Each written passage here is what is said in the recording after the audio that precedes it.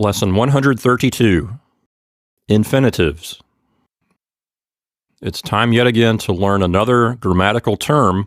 This time it's the term infinitive. In English, an infinitive, simply put, it's the word to plus a verb.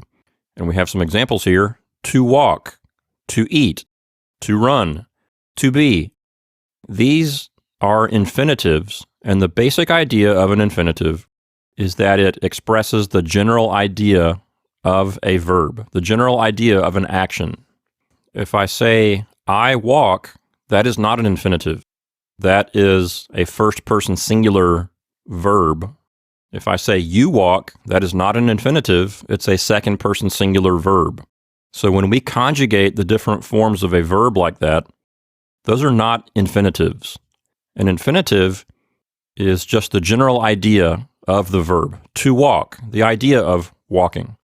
And this idea of the infinitive not being limited in any way is reflected in the name of the verb. Infinitive means unbounded or unlimited. The F-I-N-I part of the word, that root word means boundary or limit, and then the I-N part of the beginning negates it. So the idea literally is that it's unbounded or unlimited. So how do we use infinitives in English?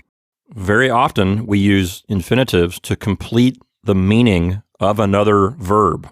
Like in these examples here, the first one says, I like to sing. The subject here is I, the verb is like, and then the infinitive to sing expresses just the general idea of singing. In a way, it's acting kind of as a direct object. You're saying the thing that you like. So an infinitive has kind of a substance to it. Next, I want to be a teacher. The idea of to be, that infinitive there, it's completing the meaning of I want. It's saying what you want. In the next example, we have an infinitive serving as the subject of the sentence. To eat a watermelon is sheer delight. Here we have to eat, that's an infinitive, and it's working along with the word watermelon to form kind of a little phrase. And the words to eat a watermelon, they all work together as the subject of the sentence. In grammar, that's what you call a noun clause. So here, the infinitive is helping us to form a noun clause that's the subject of the sentence. In the next example, here's a very common way we use the infinitive in English to say what we are or are not able to do. I am unable to finish my homework. The infinitive here tells us what we can or can't do. Again, I want to play checkers. It's saying what you want to do. So we use infinitives all the time in different ways, mainly to complete the meaning of another verb. And when infinitives are used that way, they're called complementary infinitives. Not complimentary in the sense that they tell you you look nice, or they tell you that you did a good job. There are two words that are spelled in a similar way in English that sound like complement. One is C-O-M-P-L-I-M-E-N-T, and the other is C-O-M-P-L-E-M-E-N-T. So only one letter is different. So when you say compliment with an I, that's C-O-M-P-L-I, that's when you tell someone they look nice or you flatter someone. The kind that's C-O-M-P-L-E, complement, that is when you fulfill or complete something. So that's the kind of infinitive we have here, is complementary with an E, C-O-M-P-L-E-M-E-N-T-A-R-Y. So a complementary with an E infinitive completes or fulfills the meaning of another verb. And you're going to see that all the time, both in English and in German. In the exercises, see if you can spot the infinitives in each exercise. Why don't you turn the recording off, try them, and then we'll go through them together. Okay, let's look at the exercises. In number 1, we have to wash. That's an infinitive, and someone is saying that they don't like that. They don't like to wash the dishes. In number 2, to play is the infinitive. It's completing the meaning of the verb to want. In number 3, it's kind of a trick question. There is no infinitive here.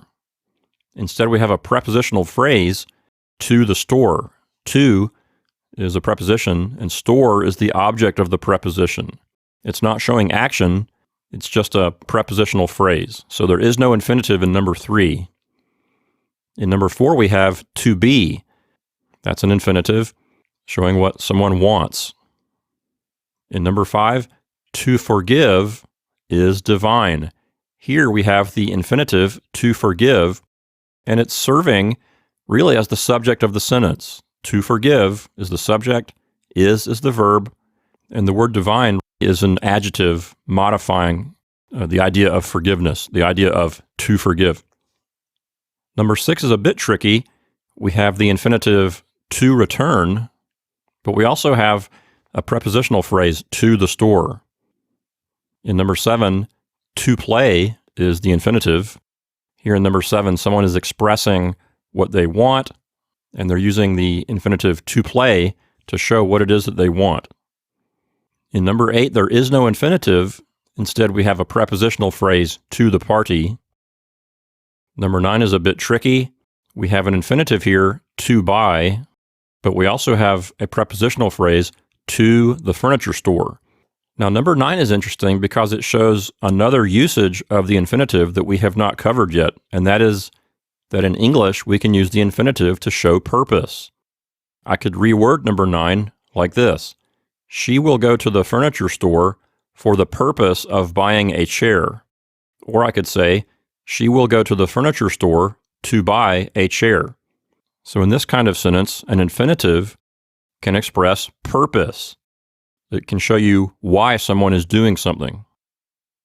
In number 10, we do not have an infinitive. Instead, we have a prepositional phrase, to Jeremy.